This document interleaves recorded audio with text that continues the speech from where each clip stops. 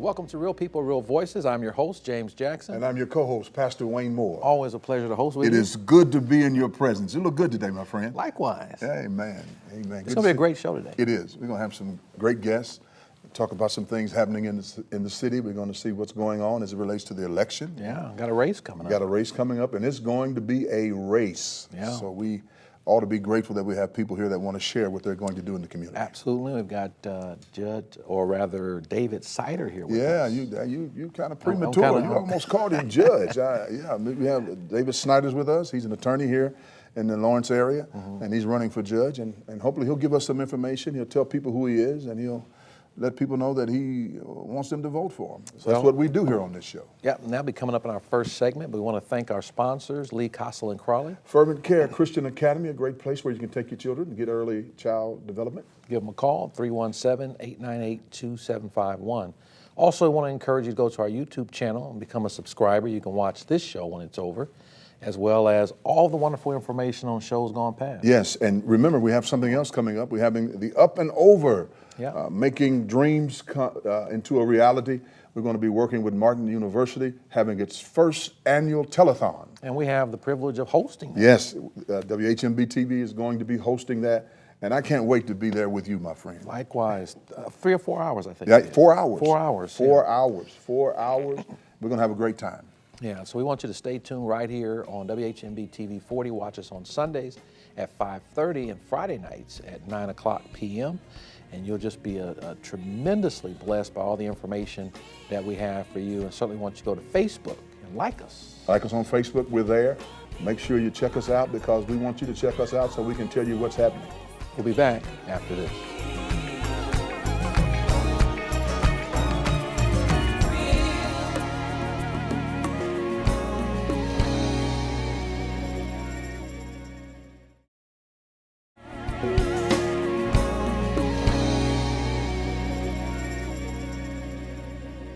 Welcome back to Real People, Real Voices, and we're joined by David Sider. Welcome to the program. Thank you, Reverend. I appreciate being here. Thanks for having me out. It's good to have you out. Thank you. Thank you.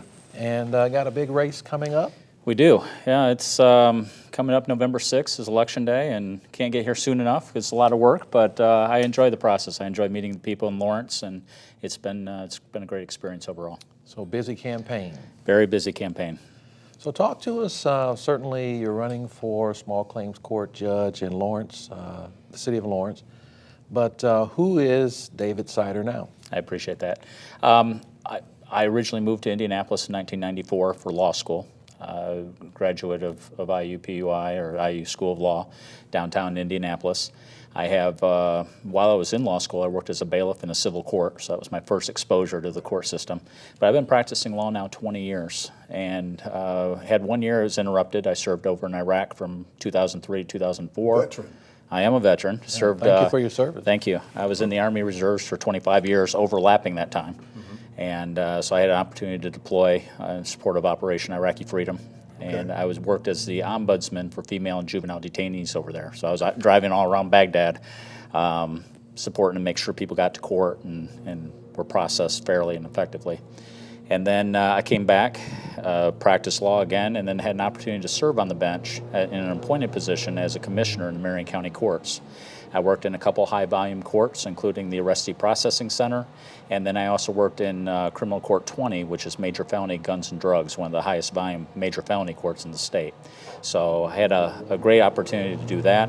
I've come back to practice law. I'm looking to be elected into my own court rather than being appointed for somebody else. I would like to run my own court because I know I can do it effectively and efficiently.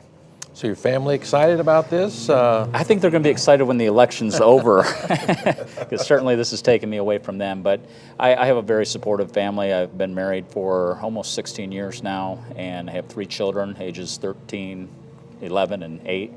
And I know they miss me because I've been involved in so many. Young family. I got started late, but no, I think they're excited for me. They hope I succeed. But I'm looking forward to being able to spend more time with them when this election's over. So how long have you lived in Lawrence? I've lived in Lawrence since 2006. My children go to Lawrence schools. I have one at Indian Creek, one at Amy Beverland, and then one that's at Horizon Christian. Why isn't this race about politics? You know, it's not about politics because at the local level, it's about people. You know, all politics are local.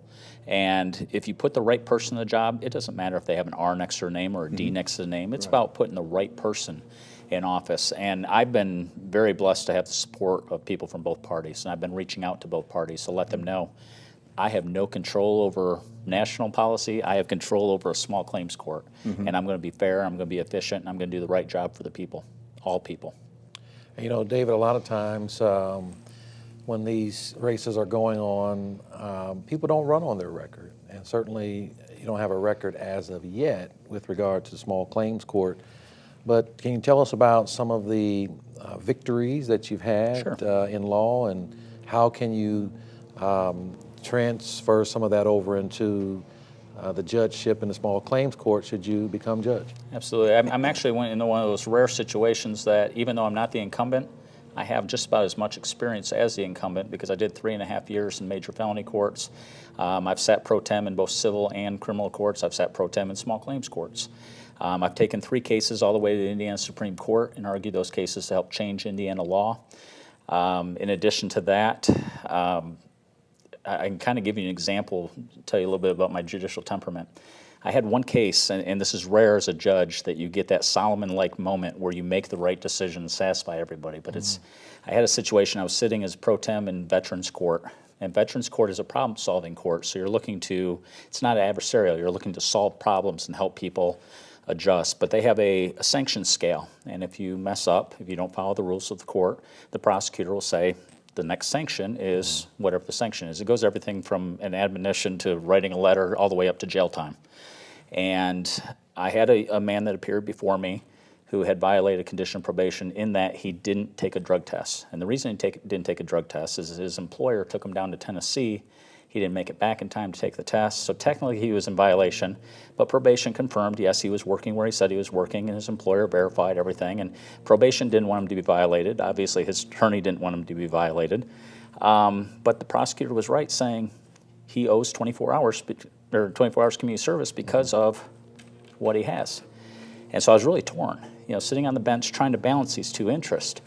And I asked him a few questions. I asked him, well, how often are you working? He says, I work 60 hours a week. I said, do you have children? He says, yeah, I have a 13-year-old son. I said, how is your son dealing with you working all the time? He says, well, he's suffering in school. And it just hit me. I made the decision. I said, you know what? I'm going to enforce what the prosecutor's asking for. You have to do 24 hours community service. However, we're going to redefine what community service is. You've got to document 24 hours that you spend with your son. And I'm not talking about going to the movies and killing 2 hours. I mean taking him out in the garage, teaching him something, you know, spending time, coaching his team. Very creative, Dave. And that's the type of judicial temperament I hope to bring to my own court. Yeah, well, judicial temperament has been a pretty popular issue here lately. It certainly has. And I'm not a beer drinker. Okay, thank you. Interesting. So you're talking about doing an effective job. Correct. What is your definition of effectiveness when it comes to the small claims court? So there are statistics that are reported every quarter. And so that's one way of measuring a judge. Obviously, there's many different ways to measure a judge. You want to look at their temperament. You want to look at their ability to interact with a variety of different people, how they treat them, do they treat them with respect, et cetera. But one of the things that you can also look at is, do they close the cases? When a case comes in, and Lawrence Township draws about 7,800 cases a year, do they process that case through effectively? And in small claims court, the purpose of that court is to bring cases in, get them resolved quickly, typically without lawyers sometimes, very lax rules of evidence, very lax procedures, hearsay is permitted, and you want to move that case through as quick as possible so that people get their justice and can move on and resolve things. And what we're currently seeing is that the cases just aren't getting resolved fast enough. So that's one of the things I Caseload is heavy then. Yeah, it's gone from 4,600 open cases when my predecessor took over to over 16,000 in just 3 years. Wow. And I don't believe that it's not because she's not working. I think part of it is making sure the cases are closed out properly, which is part of management. And the other thing is some cases are taking too long. I'm hearing reports of cases taking 7 months, which is unheard of. There are really only two reasons to take a case under advisement in small claims court. One is you want to research the law and make sure you get the decision right. The other reason is you don't want to give the verdict there in the courtroom. You want them to be home when they get the mail and get the bad news. Right. Those are really the only two reasons to take a case under advisement. All right, well, David, we've got to take a quick break. Sure. When we come back, we'll have more with David Sider. Thank you.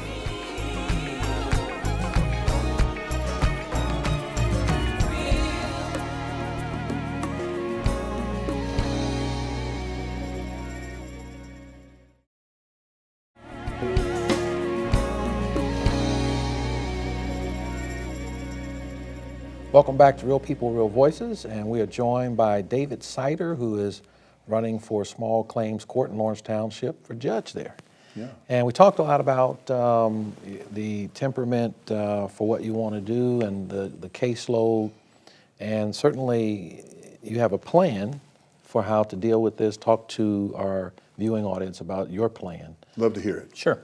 Well, there's a couple ways that you can be more efficient. One is the court system usually starts at 9, and they have what we call in the business a cattle call, meaning that everybody comes in at 9, and they may have their case heard at 9:15. They may have their case heard at 11:30. It just depends on where they are on the docket.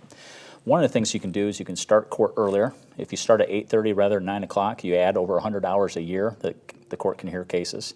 You can stagger those cases. So you can hear some cases at 8:30, some at 9:30, some at 10:30. That way people aren't sitting there all day wasting their day.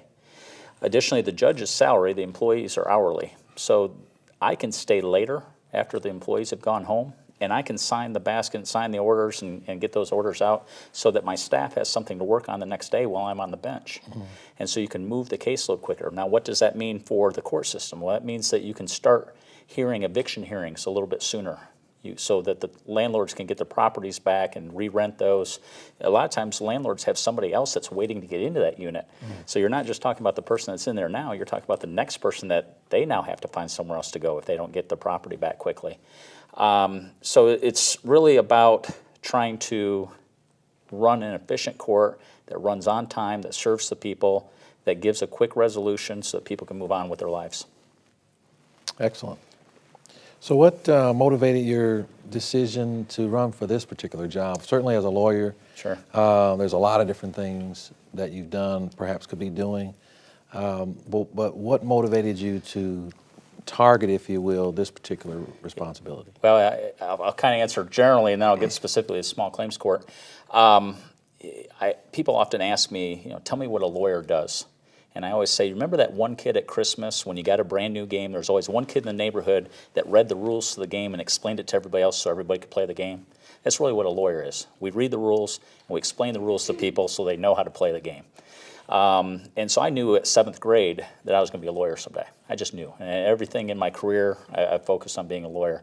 It's really funny, though, because in 7th grade, we did the personality test, and it said you should be a lawyer. Mm-hmm. In 9th grade, when I took it again, it said you should be a judge. Mm-hmm. Oh, so you... in 9th grade? In 9th grade. Ninth Wow. grade. So I still planned to be a lawyer. I wasn't, I'm not going to be a judge. But then I went and I worked for a judge, and I saw, his temperament, and he was very focused on rule of law and how important that position is. It's certainly important to have an advocate that argues for people and does a good job, but to have a special person that can see both sides of the issue and apply the law fairly, that's what I decided I wanted to do. So when I had the opportunity in the criminal courts, I focused on that. I focused on finding the right solution. Mm-hmm. I didn't want to just process people through. We aren't reducing recidivism in the criminal sense. No, you're not. By just bringing people in, giving them a sentence, sending them on their way. Yeah. If you don't educate them, if you don't tell them why they're there. So I would have speeches about, why do you think people commit crimes? Why do you think you're safer because you carry a handgun? I would talk to people. Do you know how to get a job? Have you ever thought about sending a thank you letter after you've applied for a job because you're more likely to get one? Mm-hmm. And I had a guy write to me and said, I followed your advice on how to get a job, and I got my first real job at UPS. Mm. That's how we end recidivism. Right. We've got to educate people. Mm. And so I want to be a judge. I had people come to me to ask me about small claims court, and I was reluctant. I didn't want to. And it's going to be a pay cut. I make more money as a lawyer. But they want, and the other thing is I like Kim Bacon, my opponent. I like her as a person. I've known her for years. She's a good person. She's compassionate. I know it's unheard of in politics to talk about your opponent that way, but I like her. But I looked at her numbers, and I know I can do the job better. I know I can be more efficient. I know I can change the trend that's currently going on, and it needs to be changed. So it's not that I don't like her. I just know I can do a better job. Well, we hope that in the future you'll probably get an opportunity to do that. How do you plan to restructure the court if you do? Well, I think you can certainly cut down the times, the waiting times, by having court more frequently, by having more sessions, by getting through those sessions quicker. Everyone deserves their day in court, and I want people to feel heard. And even if you're always going to rule against somebody, you have no choice. You have to choose, and you're not going to get very many of those Solomon-like moments where you make everybody happy. But if you can, for instance, if I have to kick somebody out because they haven't paid their rent, but I can provide them with an avenue for services that now they can find their next place to live and they can move to someplace better. When I was in Iraq, one of the things I had to do was kick squatters out of government land. These were people that, after Saddam had been removed from power, they moved into a prison and their entire family was there. And I was sent by Ambassador Bremer to go negotiate with them and remove them from the land. And I tried to negotiate with them and tell them, we've got a better place for you. It has running water. Your kids will be more secure. And it was that approach that allowed us to get the land back rather than coming in with tanks and guns and just forcing them off the land. You're a negotiator. Correct. Yeah. And that's what it's all about in there. I mean, It really is. So all the best to your efforts and the campaign, the time that's left in it. I want to give you an opportunity to make your appeal to the voters out there. All right, I appreciate it. As I mentioned, this is not a Republican or Democrat issue. This is about putting the most effective person in the position. And I have the experience. I've been a judicial officer before. I've been a military officer, so I know how to command an organization and maintain organization. I also can relate to people. I've been working with people my entire life. I've been involved in charities, including anti-bullying charities. I've been involved in things to better the community. I've always given back to the community my entire life, whether it's as a military soldier or being involved in charities with my children. And I think this is a final way to give back to the community even more and improve the justice system. If the justice system deteriorates in a community, then the community deteriorates, because if you don't have law and order, then the community will suffer because of that. And Lawrence is vibrant right now. Lawrence is doing great, and we need to maintain that and keep it going better. All right, Dave, before we let you go, Yes, sir. let's say you were to win. What does the court look like in the future? Well, I think it's going to be run on time. I'm a military guy, so I believe in being on time. It's going to be effective in that the court dates will set sooner. We'll get through more cases quicker. I think that you'll see more respect for the court from the people that are using the court, because it's going to be easy to understand. They're going to feel respected.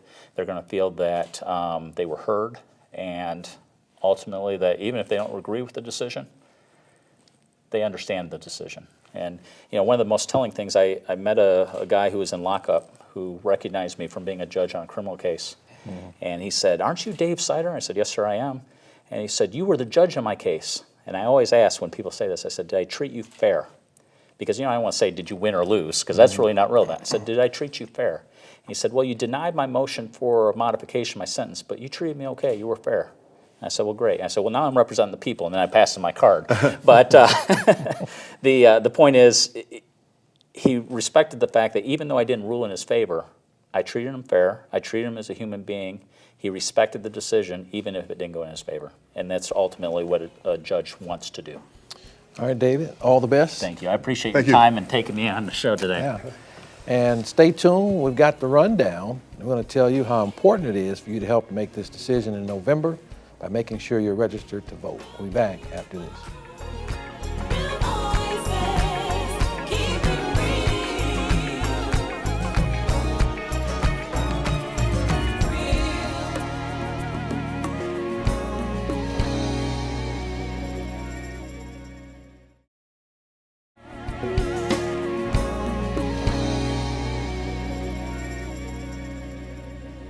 Welcome back to Real People, Real Voices. I'm your host, James Jackson. Co-host Pastor Wayne Moore. And I'm your executive producer, Faith McKinney.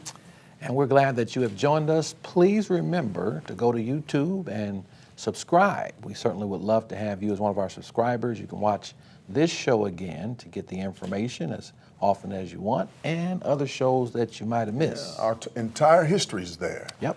And we hope that you will be a part of that and go back and log on or pick up some shows that you haven't seen before. See how we progressively moved to be where we are today, and be encouraging for you to send letters and let us know what you'd like to see on our show in the future. And we will allow that to our producer, Faith. You do such a tremendous job. Well, thank you so much. I love sharing with the community different people, different activities that's going on here in Indianapolis. And, you know, I really enjoy bringing them here because I know you'll treat them right.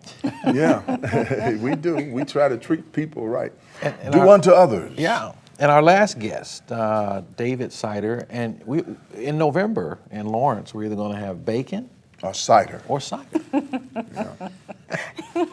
Well, sweet tooth or savory tooth. Yes, what do you right, want? right. Both candidates are wonderful. Yeah, Yeah, both they candidates. are. I think that either one will do a great job in the Lawrence area. I think Lawrence is a vibrant community out here, and so we ought to make sure that the Lawrence voters get the best that they deserve in that particular area. And I'm praying for bacon and cider. I live in Lawrence, so, Yeah. you know, that race affects me and affects, you know, Right. what I do and the people in my family. So, yeah, I'm excited. I love both of them. We've had both of them on the show, so yeah. But only one can win. Only one can win. Sorry, And only one can win. it can be tough to beat the incumbent, but you know, we'll have to see what happens. David Sider, he made a good play for what he believes he can do. And that's all we have to work with is what someone tells us that they can do. It's amazing when people can do what they say they can do. It's amazing. It makes it a different environment altogether. Yeah. So go to the polls. Yeah. Okay, is it still? I think there's still time to vote. No. Today is register. the last. Today is Today? the last day for. Well, October 9th. Yeah, let's say it that way. Yeah, Yeah. so- October 9th will be the last day for registration, and So if you're watching the show and you're It's not too late. registered not registered. It's for this particular race, yeah. It's kind of too late. Yeah. But you can get registered for the upcoming election that will be in May, isn't it? Yeah, we're going to do Yeah. well, we're ramping up for 2022. Right, So, right. you know, want to get educated. Now's the Yeah, time now's to the get time. educated about the candidates, about what the issues are that are important to you. So, Learn how to do absentee balloting. Just a yeah. lot of things we need to do because to get people ready to vote. You know, because it's going to be an important election for the whole country, not just for townships and cities, but for the whole country. And we want people to get registered to vote. yeah, your voice is so critically important, and the way you do that is making sure that your voice is heard through the ballot box. So Right. if you're not registered, please get registered to vote. We've enjoyed our time with you on today. We'll see you this time next week. God bless you.